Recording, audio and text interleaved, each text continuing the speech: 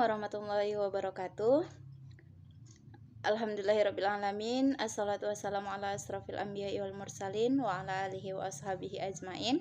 Amma ba'du, pertama-tama marilah kita mengucapkan puji dan syukur kita kehadirat Allah Subhanahu wa taala, karena berkat nikmat beliaulah kita masih dapat bertemu dan berkumpul dalam perkuliahan daring ini.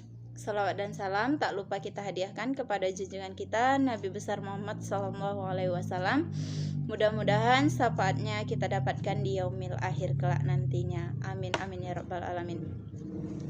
Baiklah teman-teman, pada video kali ini kami dari kelompok 9 akan mempresentasikan hasil dari artikel kami. Adapun judul artikel kami ialah pendidikan anti korupsi. Nah, di sini kami beranggotakan 3 orang. Saya Nurhayani sebagai moderator dan pemateri ketiga, dan kedua teman saya bernama Siti Rubiah Dalimunte sebagai pemateri pertama dan Syafira Sahara Saleh sebagai pemateri kedua. Baiklah, sekian pembukaan dari saya, maka akan dilanjutkan oleh teman kami sebagai pemateri pertama, yaitu Siti Rubiah Dalimunte. Jangan lupa saksikan video ini sampai habis. Terima kasih. Terima kasih kepada moderator. Dan di sini saya akan menjelaskan tentang pendidikan anti korupsi. Pendidikan anti korupsi merupakan pendidikan yang tidak bisa lagi ditunda pelaksanaan di sekolah secara formal. Jika dilaksanakan sebagaimana mestinya dalam jangka panjang pendidikan, anti korupsi akan mampu berkontribusi terhadap upaya pencegahan terjadinya tindakan korupsi sebagaimana pengalaman negara lain. Nah, dan adapun fakta tentang korupsi di Indonesia telah terekam dalam penelitian berskala internasional pada akhir dasawara 1990-an. Salah satu jurnal terkemuka di Amerika mengatakan bahwa korupsi telah menjadi way of life di Indonesia. Korupsi sudah menjadi cara atau jalan hidup bagi sebagian besar lapisan masyarakat Indonesia. International Transparency pada tahun 1997 dalam laporannya menempatkan Indonesia sebagai negara paling korup di dunia setelah Rusia dan Kolombia. Melalui pendidikan anti korupsi diharapkan generasi masa depan memiliki karakter anti korupsi, sekaligus membebaskan negara Indonesia sebagai negara dengan angka korupsi yang tinggi. Nah, dan adapun karakteristik dari pendidikan anti korupsi adalah perlunya sinergi yang tepat antara pemanfaatan informasi dan pengetahuan yang dimiliki dengan kemampuan untuk membuat pertimbangan-pertimbangan moral. Oleh karena itu, pembelajaran anti korupsi tidak dapat dilaksanakan secara konvensional, melainkan harus didesain demikian rupa sehingga aspek kognisi, afeksi, dan konasi siswa mampu dikembangkan secara maksimal yang berkelanjutan. Mengacu pada tujuan target pendidikan anti korupsi di atas, maka pembelajaran anti korupsi hendaklah didesain secara moderat dan tidak indoktrinatif. Pembelajaran yang dialami siswa merupakan pembelajaran yang memberi makna bahwa mereka merupakan pihak atau warga negara yang turut serta memikirkan masa depan bangsa dan negara ini ke depannya, terutama dalam upaya memberantas korupsi sampai ke akarnya dari bumi Indonesia. Dan masuklah kita ke tujuan pendidikan anti korupsi. Pendidikan anti korupsi juga berguna untuk mempromosikan nilai-nilai kejujuran. Sedangkan menurut Mukhtar Bukhari, dalam konteks pendidikan anti korupsi ini penting untuk ditekankan ialah tujuannya, yakni tujuannya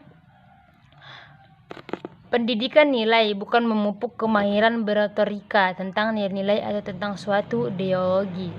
Yang jauh lebih penting ialah menggunakan pengetahuan tentang dan ketaatan terhadap nilai-nilai buruk, memupuk kemampuan membimbing bangsa ke pembaruan cara hidup atau way of life sesuai realitas yang ada serta aspirasi yang tentang masa depan yang masih hidup dalam diri bangsa.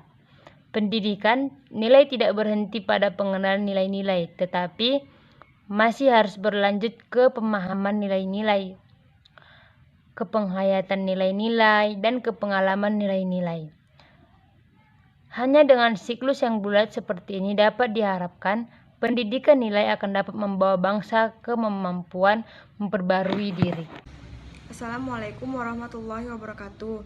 Di sini saya akan menyambung penjelasan dari Saudari Siti Rubiah Dalimunte. Saya sendiri, Syafira Sarah Saleh, akan menjelaskan tentang pendidikan anti korupsi. Adalah program pendidikan tentang korupsi yang bertujuan untuk membangun dan meningkatkan kepedulian warga negara terhadap bahaya dan akibat dari tindakan korupsi. Target utama pendidikan anti korupsi adalah memperkenalkan fenomena korupsi yang mencakup kriteria, penyebabnya dan akibatnya, meningkatkan sikap tidak toleran terhadap tindakan korupsi, menunjukkan berbagai kemungkinan usaha untuk melawan korupsi, serta berkontribusi terhadap standar yang ditetapkan sebelumnya, seperti mewujudkan nilai-nilai dan kapasitas untuk menentang korupsi di kalangan generasi muda. Di samping itu, siswa juga dibawa untuk menganalisis nilai-nilai standar yang berkontribusi terhadap terjadinya korupsi, serta nilai-nilai yang menolak atau tidak setuju dengan tindakan korupsi. Karena itu, pendidikan anti korupsi pada dasarnya adalah penanaman dan penguatan nilai-nilai dasar yang diharapkan mampu membentuk sikap anti korupsi pada diri peserta didik. Pendidikan anti korupsi dalam setiap individu juga bisa dipakai sebagai evaluasi bagi peningkatan kualitas sekolah. Pada dasarnya, apa yang dilakukan individu akan memengaruhi kinerja komunitas. Transformasi sikap ini bukan hanya sebuah prestasi bagi siswa sebagai individu, tetapi juga sebuah prestasi bagi sekolah secara keseluruhan dan makna dan berpengaruh bagi perkembangan sekolah. Inilah prinsip dasar pendidikan anti korupsi di sekolah. Karakteristik dari pendidikan anti korupsi adalah perlunya sinergi yang tepat antara pemanfaatan informasi dan pengetahuan yang dimiliki dengan kemampuan untuk membuat pertimbangan moral. Oleh karena itu, pembelajaran anti korupsi tidak dapat dilaksanakan secara umum, melainkan harus didesain sedemikian rupa sehingga aspek kemampuan, perasaan, dan manfaat bagi siswa agar mampu dikembangkan secara maksimal dan berkelanjutan. Strategi dan implementasi pendidikan anti korupsi di MI. 1.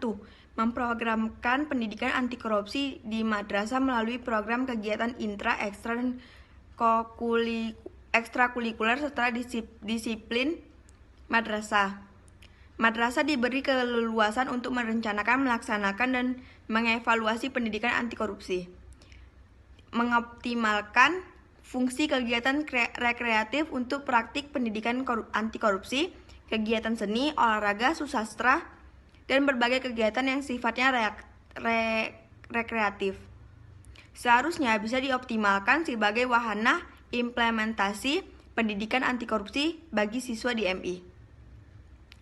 Internal capacity building di kalangan guru dan kepala sekolah untuk dapat menyusun action plan implementasi pendidikan anti korupsi secara terintegrasi antar lintas mata pelajaran, serta melatih mereka untuk mengembangkan berbagai model pembelajaran dan model penilaian pengukuran pencapaian pendidikan anti korupsi di siswa MI. Perancang sistem yang dapat menciptakan keteladanan di tingkat madrasah dan orang tua serta para tokoh masyarakat. Masing-masing pihak harus punya action plan yang jelas disertai dengan sistem monitoring dan evaluasi secara berkala yang memungkinkan untuk menjamin keberhasilan penyelenggaraan pendidikan anti korupsi. Strategi dan implementasi pendidikan anti korupsi di SMP atau MTS. Perlu adanya kebijakan pendidikan anti korupsi bangsa pada satuan pendidikan MTS. Peningkatan kemampuan guru melalui pelatihan khusus dalam kegiatan MGMP mengenai pengintegrasian muatan kurikulum yang memuat nilai-nilai kejujuran, keteladanan guru atau orang tua, model atau teladan kata dan perbuatan, sangat diperlukan bagi perkembangan karakter yang baik. Pengintegrasian pendidikan anti korupsi bangsa dalam materi pembelajaran, pendidikan agama, kewarganegaraan atau PKN, IPS, IPA, matematika, dan sebagainya. Pengintegrasian pendidikan anti korupsi bangsa dalam kegiatan ekstrakurikuler dan pramuka, pencipta alam, palang merah remaja atau PMR. Kerjasama antar sekolah dengan orang tua di masyarakat, pencipta alam, palang merah remaja atau PMR. Kerjasama antar sekolah dengan orang tua di masyarakat mutlak dan perlu ada pendidikan untuk orang tua dalam pendidikan nilai dan karakter. Karena orang tua adalah pendidik pertama dan utama. Pengembangan budaya sekolah melalui morning assembly, refleksi sehabis kegiatan sehari-hari. Ekstrakurikuler menyediakan ruang dan kesempatan bagi peserta didik untuk menampilkan diri secara orisinil. Pelibatan aktif dan kegiatan non-akademik. Melalui keterlibatan ini berbagai keutamaan seperti jujur, bertanggung jawab, setia, dan kerjasama, saling menghargai pendapat orang lain. Baiklah, di sini saya sebagai pemateri ketiga akan menyambung materi yang telah disampaikan oleh teman kami Syafira Sahara Saleh. Di sini saya akan menjelaskan tentang strategi dan implementasi pendidikan anti korupsi di SMA, SMK, dan Madrasah Aliyah. Adapun strategi dan implementasi satuan pembelajaran pendidikan anti korupsi dapat dilakukan sebagai berikut.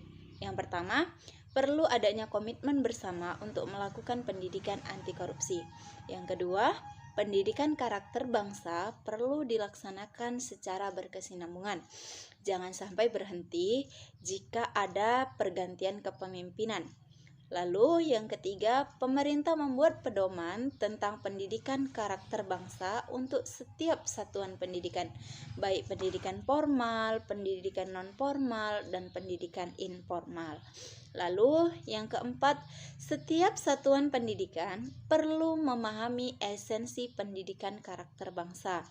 Nah, yang kelima, perlu adanya kesinambungan, sinergi, dan kerjasama dalam implementasi pendidikan anti korupsi pada setiap jalur, pada setiap jenjang, dan pada setiap jenis pendidikan. Lalu selanjutnya yang keenam yaitu satuan pendidikan perlu mengembangkan nilai-nilai etik dan budaya sekolah dalam bentuk perilaku. Yang ketujuh, pemerintah melakukan advokasi terhadap tayangan di media. Dan yang ke-8 yang terakhir yaitu membuat iklan masyarakat tentang pendidikan karakter bangsa. Nah, dengan 8 strategi inilah diharapkan kepada siswa SMA, SMK, dan Madrasah Aliyah dapat menerapkan pendidikan anti korupsi tersebut, sehingga pendidikan anti korupsi bisa tertanam dalam diri mereka, yang mana bisa diaplikasikan ketika mereka telah selesai menempuh pendidikan pada jenjang SMA, SMK, dan MA. Mereka bisa menerapkan pendidikan anti korupsi ini di lingkungan masyarakat, sehingga kita sebagai masyarakat Indonesia di semua tingkatan bisa menanamkan pendidikan anti korupsi tersebut dalam diri kita, sehingga kita dapat memberantas kasus korupsi yang terjadi di negeri ini. Mengingat banyaknya kasus korupsi yang terjadi di negeri ini, maka kita sebagai generasi penerus bangsa tidak boleh tinggal diam, harus senantiasa membela bangsa kita. Baik, masuk kita ke dalam materi selanjutnya yaitu strategi dan implementasi pendidikan anti korupsi di perguruan tinggi. Nah, adapun strategi yang dapat diterapkan dalam meningkatkan pendidikan anti korupsi di perguruan tinggi, yang pertama yaitu perlu adanya komitmen dari seluruh jajaran pendidikan di perguruan tinggi, pemerintah, dan lembaga legislatif untuk melaksanakan pendidikan anti korupsi. Nah, yang kedua yaitu penerapan pendidikan anti korupsi dari pendidikan dasar, menengah, dan pendidikan tinggi perlu dilaksanakan secara konsisten dan berkelanjutan. Yang ketiga, perlu adanya rule of conduct, yaitu pendidikan yang disepakati berbagai pihak dan dapat diterapkan di berbagai jenjang secara konsisten dan berkelanjutan. Yang keempat, yaitu perlu adanya dukungan pemerintah yang nyata terhadap perguruan tinggi dalam pelaksanaan pendidikan anti korupsi. Nah, dengan memasukkan pendidikan anti korupsi bangsa ke dalam rencana strategi strategi pembelajaran di perguruan tinggi dapat meningkatkan penanaman nilai tentang pendidikan anti korupsi di dalam diri mahasiswa. Yang kelima, yaitu dikembangkannya kebijakan tentang pendidikan anti korupsi di setiap perguruan tinggi dengan menggunakan sistem reward dan punishment. Yang keenam, yaitu penyusunan rencana kegiatan atau action plan pendidikan anti korupsi bangsa untuk setiap tahunnya, lengkap dengan indikator pencapaian sehingga dapat terlihat kemajuan dan tingkat keberhasilan dari penerapan pendidikan anti korupsi di perguruan tinggi. Nah, yang terakhir yaitu yang ketujuh, penyusunan sistem penjaminan mutu pendidikan anti korupsi di perguruan tinggi. Nah, dengan 8 langkah tersebut diharapkan kepada mahasiswa setelah lulus dari perguruan tinggi dapat menggantikan sistem pemerintahan Indonesia yang penuh dengan korupsi ini. Sehingga apabila telah tertanam pendidikan anti korupsi di dalam jiwa sarjana dan sarjanawati yang telah lulus, sehingga ketika mereka mendapatkan pekerjaan, mereka bisa menerapkan sistem pendidikan anti korupsi sehingga korupsi di negeri ini seiring berjalannya waktu akan terus menurun sehingga Indonesia bebas dari yang namanya korupsi. Nah, adapun materi selanjutnya yaitu strategi dan implementasi pendidikan anti korupsi di masyarakat. Nah, strategi dan implementasi pendidikan anti korupsi di masyarakat dapat dilakukan dengan cara sebagai berikut.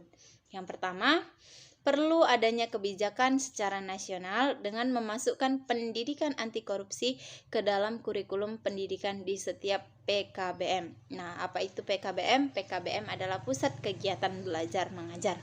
Nah, yang kedua yaitu semua lembaga pendidikan non-formal perlu menanamkan dan mengimplementasikan kembali konsep nilai-nilai pendidikan anti korupsi yang baik yang bersumber dari ideologi negara, yaitu Pancasila, agama, adat istiadat setempat yang relevan, maupun norma susila lainnya. Yang ketiga yaitu perlu memberdayakan pusat kegiatan belajar masyarakat atau yang disebut dengan PKBM dengan mengintegrasikan pendidikan anti korupsi seperti pada pendidikan anak usia dini atau PAUD, pendidikan kesetaraan seperti paket A, paket B, dan paket C, lalu taman bacaan masyarakat atau TBM atau bisa juga kita sebut dengan perpustakaan daerah atau perpustakaan desa. Lalu dengan berbagai kursus dan pelatihan keterampilan dengan berbasis pada pengelolaan kearifan budaya masing-masing daerah atau yang biasa kita kenal dengan sebutan Karang Taruna. Dan yang terakhir yaitu perlu memberikan pembiayaan operasional PKBM melalui APBN atau APBD atau Program Corporate Social Responsibility atau CCR dari perusahaan, agar strategi dan implementasi pendidikan anti korupsi dapat disosialisasikan dan dibudayakan lebih luas kepada berbagai lapisan masyarakat. Adapun kesimpulan yang dapat kita tarik dari artikel kami ini, yaitu pendidikan anti korupsi merupakan pendidikan yang diberikan kepada manusia yang di dalamnya mengajarkan berbagai cara berhubungan dengan orang lain dalam memajukan budi pekerti, tindakan untuk menentang korupsi, serta bagaimana cara bertanggung jawab. Nah, nilai-nilai pendidikan anti korupsi itu berguna dan dibutuhkan bagi kehidupan bermasyarakat karena perbuatan korupsi merupakan perbuatan yang merusak dan menghancurkan diri, etika, norma, lingkungan, bahkan negara. Terakhir, Pendidikan anti korupsi harus ditanamkan mulai dari tingkat madrasah ibtidaiyah sampai dengan lingkungan masyarakat. Nah, dengan berkesinambungannya diterapkan pendidikan anti korupsi ini diharapkan kepada seluruh lapisan, baik itu pelajar maupun masyarakat maupun mahasiswa, dapat menerapkan pendidikan anti korupsi sehingga negara kita seiring dengan berjalannya waktu bisa terbebas dari kasus korupsi yang pada saat ini sedang naik daun. Yang kita harapkan adalah bebasnya negara ini dari kasus korupsi, sehingga warga dan pemerintahnya bisa sama-sama sejahtera. Bukan yang kaya makin kaya, yang miskin makin miskin, tetapi kita bisa sejahtera bersama. Terima kasih, mungkin ini saja yang dapat kami sampaikan. Apabila terdapat banyak kesalahan dalam pembuatan video kami ini dan pada penjelasan, kami selaku pemateri pada hari ini memohon maaf yang sebesar-besarnya. Dan tak lupa terima kasih kepada Bapak dosen pengampu, yaitu Bapak Muhammad Saleh Asingkili, yang telah membimbing kami dalam melaksanakan pembelajaran pada hari ini. Akhirul kalam, wabillahi taufiq wal hidayah. Wassalamualaikum warahmatullahi wabarakatuh.